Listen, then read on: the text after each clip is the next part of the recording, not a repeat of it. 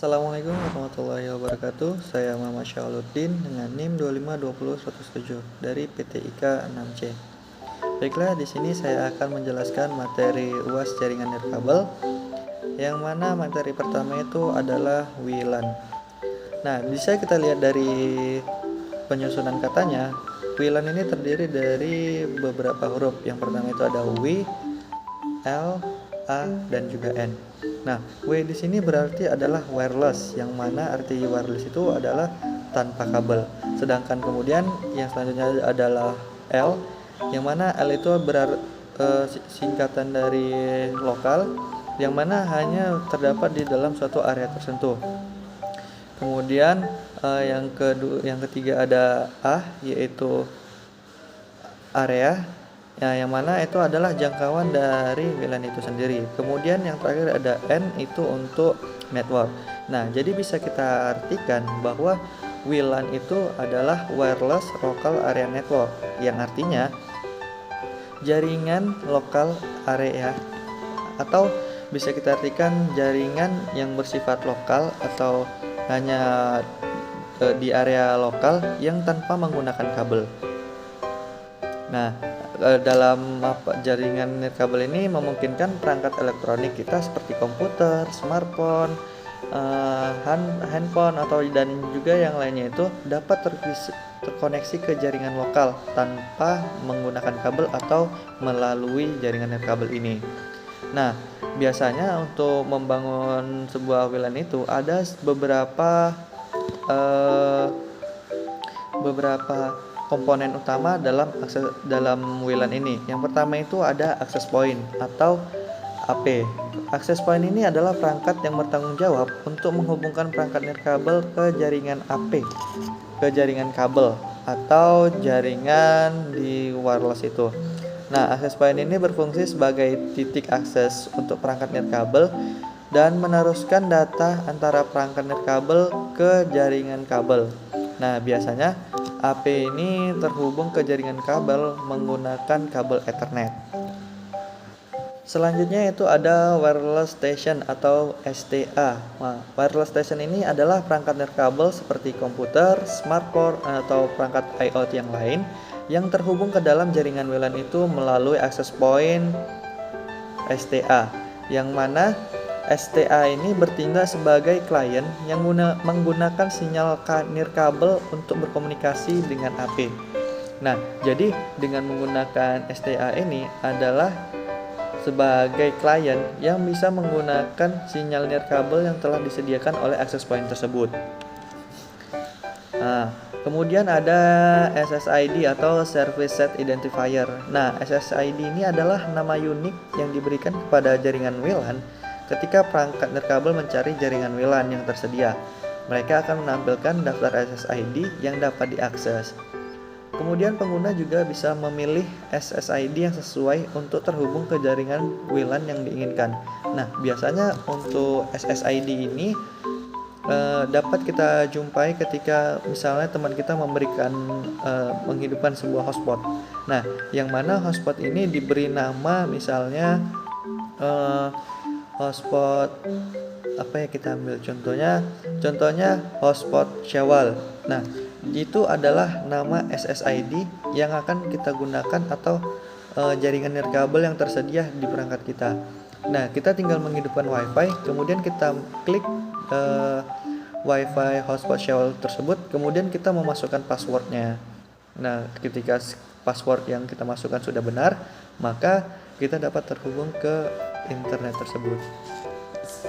Selanjutnya itu ada mode infrastruktur. Nah, mode infrastruktur ini adalah mode operasi yang umum digunakan dalam wireless local area network. Dalam mode ini, access point bertindak sebagai pusat kontrol dan koordinasi untuk menghubungkan perangkat nirkabel ke jaringan nirkabel.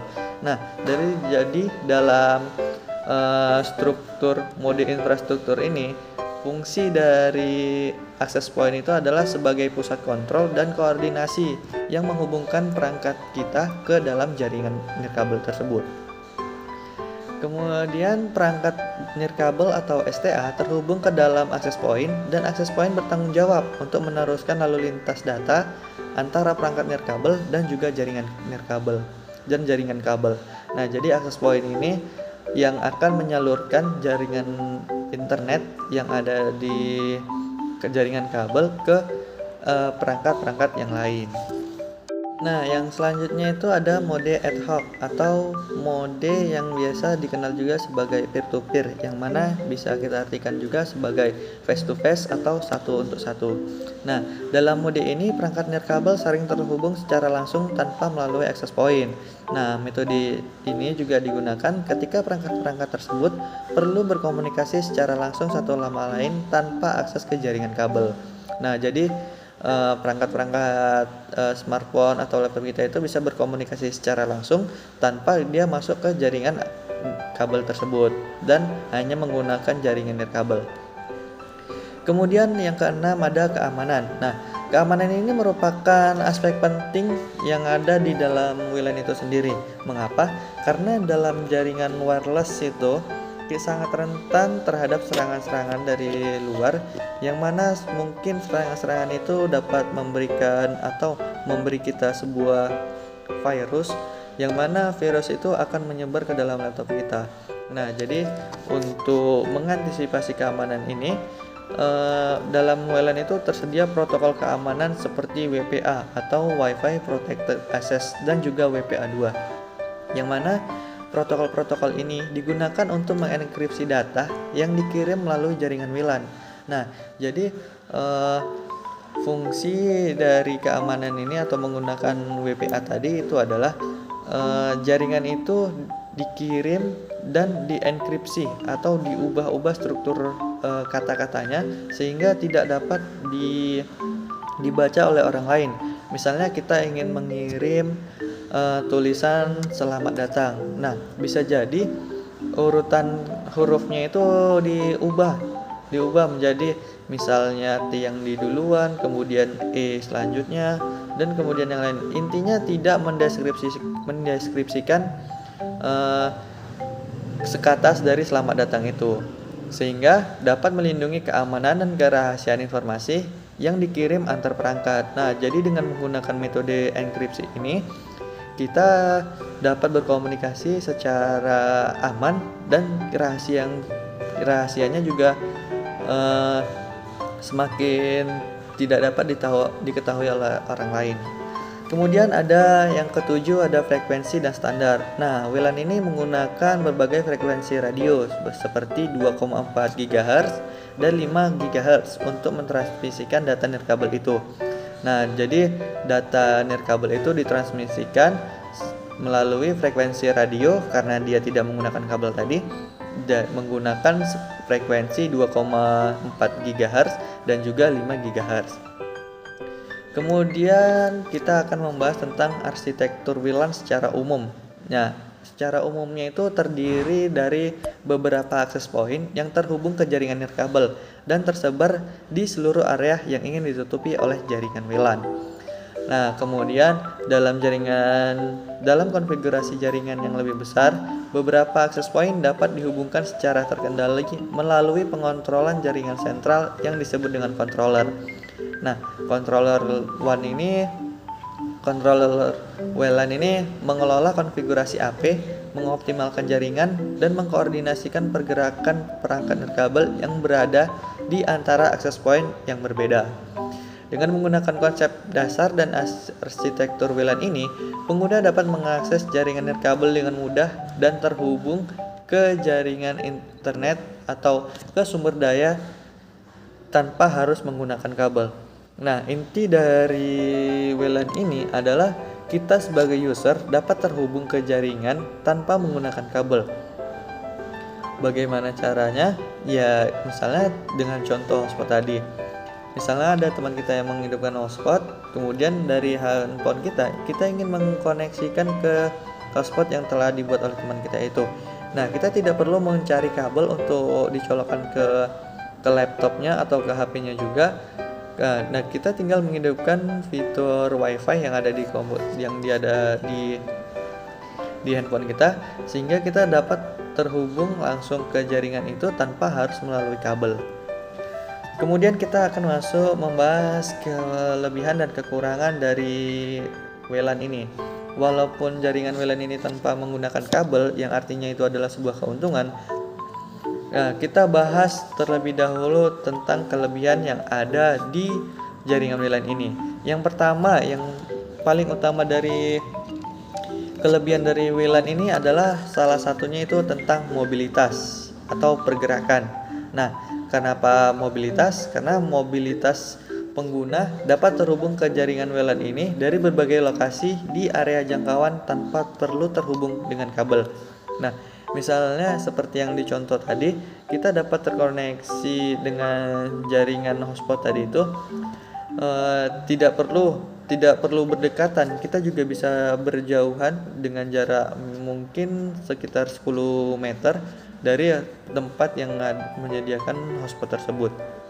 Nah, dengan adanya jangkauan ini memungkinkan akses internet atau sumber daya jaringan dari perangkat seluler seperti laptop, smartphone, atau tablet dimanapun dalam cakupan jaringan WLAN itu sendiri. Kemudian yang kedua itu kelebihannya ada fleksibilitas, yang mana WLAN memberikan fleksibilitas dalam menempatkan perangkat nirkabel. Tidak ada keterbatasan fisik seperti kabel jaringan yang harus dihubungkan ke fisik, ke perangkat misalnya komputer. Nah, itu adalah kelebihan dari jaringan WLAN ini. Kemudian ada skalabilitas. Nah, jaringan WLAN ini dapat dengan mudah diperluas dengan menambahkan lebih banyak akses point ke dalam jaringan. Misalnya kita punya sebuah akses point di suatu gedung A, kemudian kita ingin memperluas jaringannya lagi itu di gedung B. Nah, kita dapat menggunakan atau menambahkan akses point lagi aja, tidak perlu menarik-narik kabel ke dalam dari gedung A ke gedung B, karena itu akan memakan banyak kabel sekali. Kemudian untuk selanjutnya adalah tentang kelebihan biaya. Dalam beberapa kasus, implementasi jaringan WLAN dapat lebih murah dibandingkan dengan pemasangan kabel. Karena kalau misalnya penggunaan atau pemasangan jaringan kabel ini akan rumit, karena banyak kabel yang akan terkoneksi atau banyak kabel yang akan tergantung-gantung nantinya. Nah, jaringan WLAN ini memungkinkan penghematan biaya instalasi fisik kabel dan memungkinkan pengguna perangkat nirkabel yang lebih fleksibel. Nah, selain dari kelebihan dari jaringan WLAN itu, ada beberapa kekurangan dari jaringan WLAN itu sendiri. Yang misalnya, yang pertama itu jangkauannya terbatas. Nah, walaupun tadi sudah bisa ditambah atau diperluas dengan menggunakan akses point, tetapi jika kita semakin jauh dari pusat akses point, maka jaringan yang kita peroleh itu tidak terlalu kencang. Kemudian untuk ada beberapa faktor yang mempengaruhi dari kecepatan jaringan itu tersendiri. Misalnya ada dinding, penghalang fisik, gangguan sinyal, kemudian gangguan cuaca. Kalau misalnya cuacanya mendung atau hujan, itu akan memperlambat atau mempengaruhi jarak dan kualitas sinyal dari WLAN itu sendiri. Dalam beberapa kasus itu diperlukan pemasangan akses point tambahan untuk mencakup area yang lebih luas. Kemudian kekurangannya itu di masalah keamanan. Nah, jaringan WLAN ini rentan terhadap serangan dari hacker, dari cracker, atau dari yang lainnya. Karena jika kita tidak mengkonfigurasi jaringan WLAN kita ini dengan baik, maka jaringan kita ini akan dengan mudah diakses oleh orang lain. Misalnya kita membuat sebuah jaringan WLAN itu tanpa menggunakan password yang kuat, maka orang bisa saja masuk ke dalam jaringan kita dan mengambil sumber-sumber daya penting yang ada di komputer kita tanpa kita ketahui. Nah, oleh karena itu penting untuk menerapkan protokol keamanan yang kuat dan menjaga keamanan jaringan WLAN. Kemudian kekurangannya itu ada di masalah kinerja dan kecepatan. Nah, meskipun WLAN telah mengalami peningkatan yang signifikan dalam kecepatan kerja dan kinerjanya, jaringan kabel masih memiliki kapasitas dan kecepatan yang lebih tinggi. Misalnya kita bandingkan kalau menggunakan jaringan kabel kita bisa sampai dengan 10 Mbps, maka jika kita menggunakan jaringan nirkabel ini mungkin yang bisa kita gunakan itu adalah sebanyak setengahnya atau 5 MB dari 10 MB yang telah tersedia tadi. Kemudian ada masalah gangguan frekuensi, yang mana jika menggunakan WLAN ini kan kita menggunakan frekuensi radio yang umumnya digunakan dan dapat mengalami interferensi atau gangguan dari perangkat ataupun jaringan nirkabel lainnya yang dalam area yang sama. Nah, jika banyak jaringan WLAN atau perangkat yang menggunakan frekuensi yang sama, itu dapat mengganggu kualitas sinyal dan performa jaringan WLAN itu sendiri. Selanjutnya kita akan membahas materi tentang alat apa saja yang kita gunakan untuk membangun WLAN ini. Nah, untuk membangun WLAN ini kita memerlukan beberapa perangkat yang biasanya digunakan. Contohnya itu, untuk alat atau perangkat yang pertama itu adalah access point. Nah, access point ini adalah perangkat sentral dalam pembangunan jaringan WLAN ini. Atau bisa dikatakan access point ini adalah perangkat penting yang harus ada di dalam jaringan WLAN kita. Karena access point ini bertugas menghubungkan perangkat nirkabel ke jaringan kabel. Biasanya access point ini memiliki antena untuk mentransmisikan dan menerima sinyal kabel. Kemudian perangkat access point ini dapat dipilih berdasarkan standar WLAN yang digunakan. Nah, selanjutnya itu ada router. Nah, router ini adalah perangkat yang mengarahkan lalu lintas data antara jaringan lokal atau local area network dan jaringan yang lebih luas seperti internet. Dalam konteks WLAN-nya sendiri, router seringkali memiliki fitur terintegrasi sebagai access point. Nah, bisa dikatakan juga dalam beberapa perangkat router itu bisa menjadi access point itu sekaligus, karena memungkinkan perangkat nirkabel terhubung ke jaringan kabel dan internet. Kemudian perangkat yang selanjutnya ada antena. Nah, antena ini digunakan untuk mentransmisikan dan menerima sinyal, yang mana sinyal nirkabel antara perangkat nirkabel dan juga access point. Kemudian ada network switch. Nah, switch ini adalah perangkat yang menghubungkan beberapa perangkat jaringan dengan menggunakan kabel Ethernet. Dalam jaringan WLAN, switch digunakan untuk menghubungkan access point ke dalam jaringan kabel yang ada, sehingga dapat untuk menghubungkan perangkat-perangkat lain ke dalam jaringan itu sendiri. Kemudian ada network controller, yang mana dalam implementasinya jaringan WLAN yang lebih besar, network controller ini digunakan untuk mengelola dan mengkonfigurasi access point secara sentral. Controller ini memberikan fitur pengaturan yang terpusat, kemudian manajemen dan keamanan, dan juga pemantauan jaringan WLAN. Ini dapat memudahkan pengelolaan dan skalabilitas dari jaringan WLAN itu sendiri. Kemudian ada perangkat klien atau wireless client device. Nah, ini adalah perangkat-perangkat seperti laptop, smartphone, handphone, tablet, atau perangkat IoT yang dapat terhubung ke jaringan WLAN sebagai klien. Perangkat klien ini menggunakan sinyal nirkabel untuk berkomunikasi dengan access point dan mengakses sumber daya jaringan. Nah, selain perangkat yang sudah dijelaskan tadi, juga diperlukan perangkat tambahan seperti kabel Ethernet, adapter PoE atau Power over Ethernet, dan juga perangkat keamanan seperti firewall untuk melengkapi dan mengamankan jaringan WLAN itu sendiri. Nah, selanjutnya kita akan membahas materi yang kedua, yaitu tentang access point. Nah, di materi ini saya akan menjelaskan lebih rinci lagi apa itu access point setelah penjelasan yang sudah saya jelaskan di yang sebelumnya.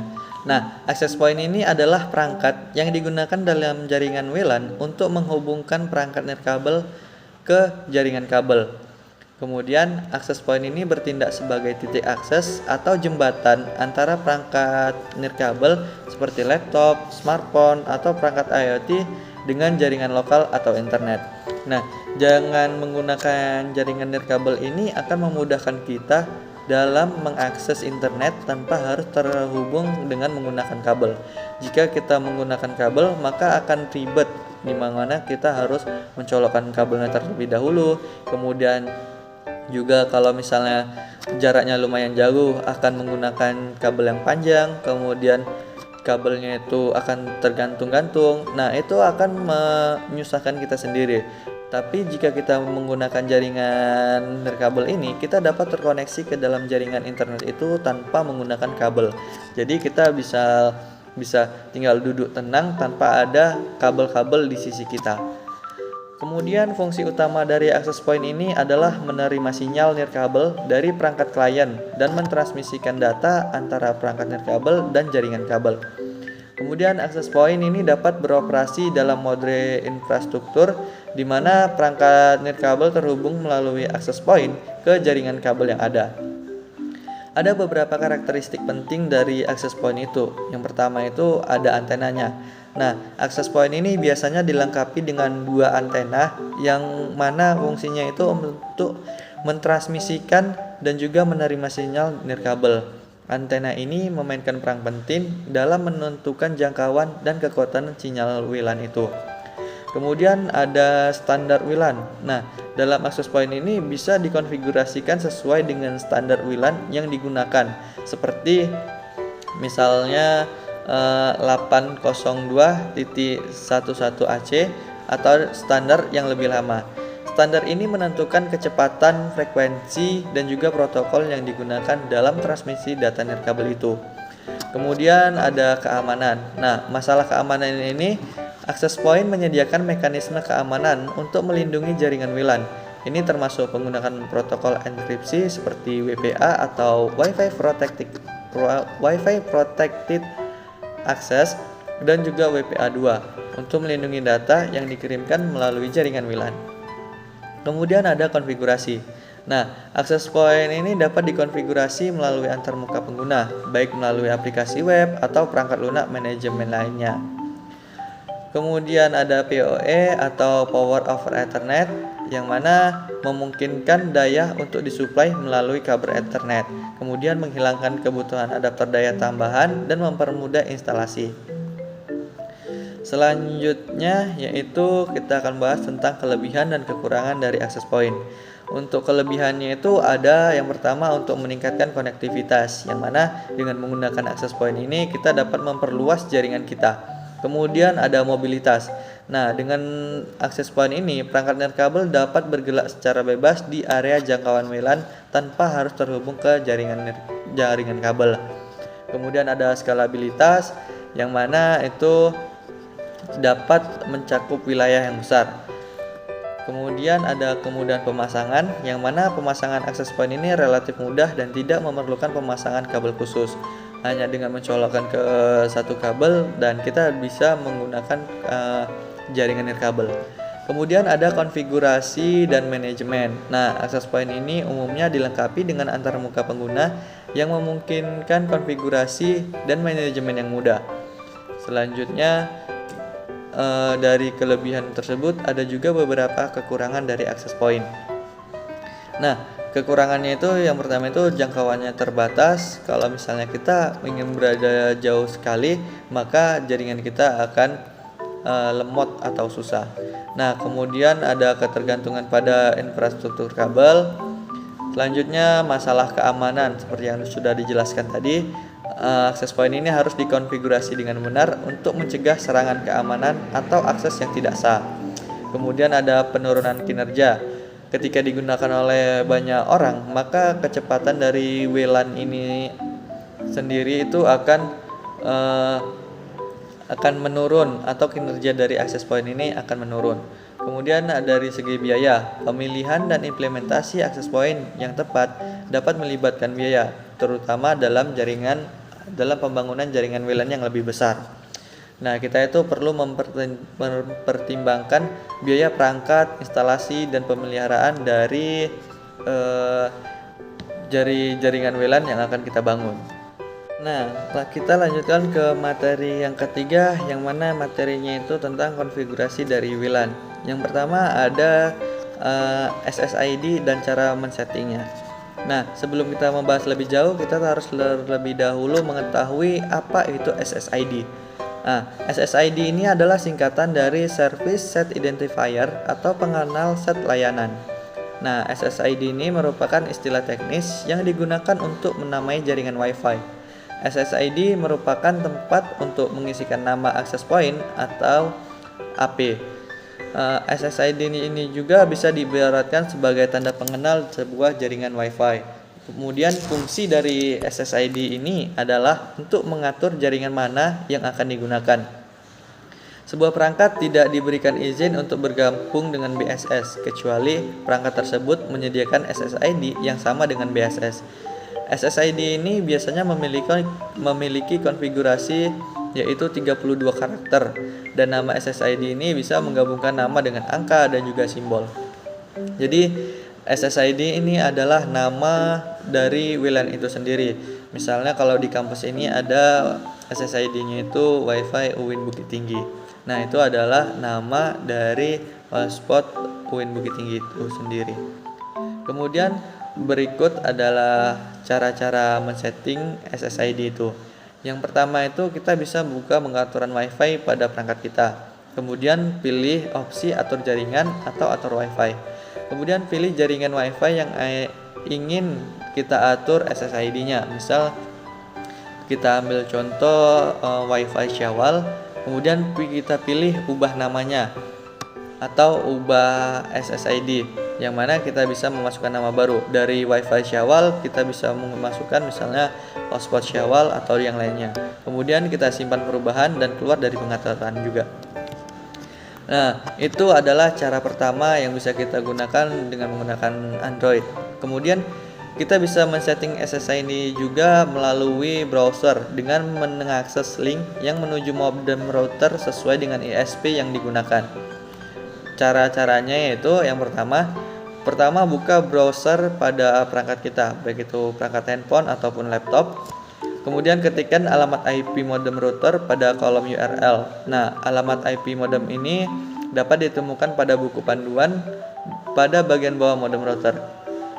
Normalnya itu bisa 192.168.0 dan juga .1. Selanjutnya masukkan username dan juga password untuk masuk ke halaman pengaturan modem router.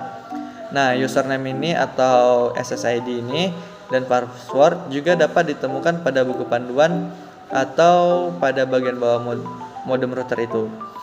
Kemudian langkah keempat yaitu cari opsi wireless atau Wi-Fi pada halaman pengaturan router. Kemudian kita pilih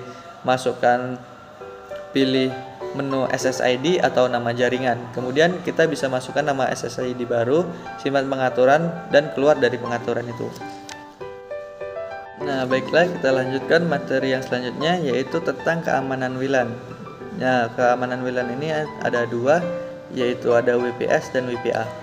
Keamanan WLAN ini sangat penting untuk melindungi jaringan Wi-Fi kita dari serangan dan juga akses yang tidak sah. Misalnya serangan dari virus, dari malware, atau dari hal-hal yang lain. Atau bisa jadi kita dapat diserang oleh user yang mana itu adalah namanya hacker dan juga cracker. Ada beberapa metode keamanan WLAN yang umum digunakan, yaitu ada WPS dan WPA. Apa itu WPS? WPS adalah singkatan dari Wi-Fi Protector Setup, yang mana WPS adalah standar keamanan WLAN yang memungkinkan pengguna untuk menghubungkan perangkat ke jaringan nirkabel dengan lebih mudah. WPS ini memiliki dua metode, yaitu metode push button dan metode pin. Nah, untuk men-setting WPS pada perangkat Android, kita bisa mulai dengan langkah pertama, yaitu nyalakan fitur Wi-Fi pada perangkat kita. Masuk ke menu Wi-Fi dan pilih opsi WPS push button atau WPS entry pin. Kemudian kita ikuti saja instruksi yang ada di layar untuk menyelesaikan proses koneksi. Kemudian caranya itu yang pertama setting di access point. Yang pertama hidupkan modem router. Kemudian kita bisa men-settingnya itu dengan menggunakan access point itu. Yang pertama, hidupkan modem router dan sambungkan kabelan ke laptop atau ke PC. Kemudian buka browser dan ketikkan alamat IP modem router pada kolom URL. Selanjutnya kita masukkan username dan password untuk masuk ke halaman. Lalu cari pengaturan modem router. Kemudian cari opsi wireless atau Wi-Fi pada halaman pengaturan modem router. Kemudian pilih opsi WPS yang akan kita setting dan ikuti instruksi pada layar untuk menyelesaikan proses koneksinya. Selanjutnya itu ada WPA atau Wi-Fi Protected Access, yang mana WPA ini adalah protokol keamanan WLAN yang lebih aman dari WEP. WPA ini memiliki dua jenis juga, yaitu WPA personal dan WPA enterprise. Untuk men-setting WPA pada modem router ini, kita bisa mengikuti langkah-langkah yang pertama, yaitu buka browser pada perangkat dan masukkan IP modem ke dalam kolom URL. Kemudian masukkan username dan juga password untuk masuk ke halaman modem. Kemudian kita cari lagi opsi wireless atau WiFi pada halaman modem routernya. Kemudian pilih jenis keamanan WPA dan masukkan kata sandi yang kuat. Nah, dalam pengaturan kata sandi ini kita jangan atau sebaiknya hindari penggunaan kata sandi misalnya 1 2 3 4 5 sampai 8 atau ABCD atau yang lainnya yang gampang ditebak oleh orang lain. Kemudian jika kita sudah menggunakan kata sandi yang kuat, kita simpan perubahan dan kita keluar dari aplikasi pengaturan. Nah, mungkin itu sedikit tentang keamanan WLAN dan cara men-settingnya. Kita akan melanjutkan materi. Nah, kita masuk ke materi selanjutnya, yaitu cara mengatur jumlah user yang terkoneksi pada jaringan WLAN kita. Nah, yang pertama itu kita bisa mengubah pengaturan pengguna itu di dalam modem atau di halaman routernya. Yang pertama kita buka browser dan ketikkan IP modem pada kolom URL. Kemudian masukkan username dan juga password untuk masuk ke dalam modem router. Kemudian kita pilih opsi wireless atau WiFi pada halaman pengaturan modem router itu. Kemudian kita pilih opsi maksimum klien, yang mana ini adalah jumlah maksimum dari klien yang bisa terkoneksi, dan juga kemudian kita atur jumlah pengguna yang kita inginkan. Misalnya kita ingin menggunakan dalam jaringan kita itu hanya terkoneksi 5 orang saja, maka kita bisa mengatur jumlahnya itu sebanyak 5. Kemudian kita simpan dan kemudian kita keluar dari aplikasi atau dari pengaturan web atau halaman dari modem router itu. Kemudian kita juga bisa menggunakan aplikasi untuk men-setting jumlah user ini dengan menggunakan aplikasi P2Power. Yang pertama kita unduh terlebih dahulu dan kemudian kita install aplikasinya ke perangkat kita. Kemudian kita buka aplikasi dan pilih opsi bandwidth management. Yang ketiga kita pilih opsi set limit atau kita mengatur jumlah limit atau pengguna yang kita inginkan. Kemudian kita bisa simpan perubahan dan kita bisa keluar dari aplikasi itu. Nah, yang terakhir yaitu kita masuk ke materi cara memblokir user dan juga website. Nah, kita dalam menggunakan atau mengolah jaringan WLAN ini, kita bisa memblokir user yang tidak kita inginkan terkoneksi ke dalam jaringan kita. Misalnya dalam jaringan hotspot. Nah, kita juga bisa memblokir perangkat-perangkat mana yang tidak boleh menggunakan hotspot kita, atau website-website mana yang tidak bisa dibuka dengan menggunakan jaringan kita. Yang pertama kita akan memblokir user dan website di modem router, yang mana pertama langkah awalnya itu kita buka browser untuk memblokir sebuah website dan ketikkan alamat IP modem router pada kolom URL. Kita masukkan username dan juga password untuk masuk ke halaman pengaturannya. Kemudian kita cari opsi access management atau manajemen akses pada halaman modem router. Pilih opsi website blocking, yang karena kita ingin memblok sebuah website. Nah, kemudian kita masukkan URL atau alamat website yang tidak ingin orang akses atau ingin diblokir. Misalnya kita ingin memblokir website YouTube, maka kita pastekan atau kita masukkan URL YouTube tersebut. Kemudian simpan perubahan dan kita keluar dari pengaturan. Kemudian cara memblokir pengguna. Yang pertama itu kita buka browser dan ketikkan alamat IP router. Kemudian kita masukkan username dan juga password. Kemudian kita cari opsi wireless atau WiFi. Kemudian kita pilih MAC filtering atau filtering MAC. Kemudian masukkan MAC address pengguna yang ingin diblokir. Setelah itu kita simpan perubahan dan bisa kita keluar dari pengaturan itu. Maka user itu tidak akan terkoneksi atau bisa terhubung ke dalam jaringan kita. Nah, mungkin dapat saya simpulkan sedikit mengenai materi yang telah saya jelaskan.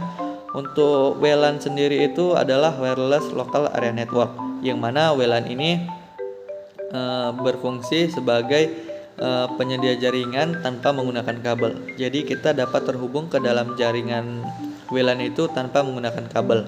Kemudian tadi ada beberapa kelebihan dari WLAN ini. Yang pertama itu masalah jarak, kemudian masalah fleksibilitas, mobilitas, dan juga skalabilitas. Kemudian ada beberapa perangkat atau hardware yang biasa digunakan dalam membangun sebuah WLAN itu. Misalnya ada access point, ada router, ada antena, ada PoE, dan juga yang lain sebagainya. Mungkin cukup sekian saja materi UAS jaringan nirkabel yang dapat saya sampaikan. Kurang dan lebih saya mohon maaf. Semoga bermanfaat. Terima kasih telah menonton video ini dan saya akhiri. Assalamualaikum warahmatullahi wabarakatuh.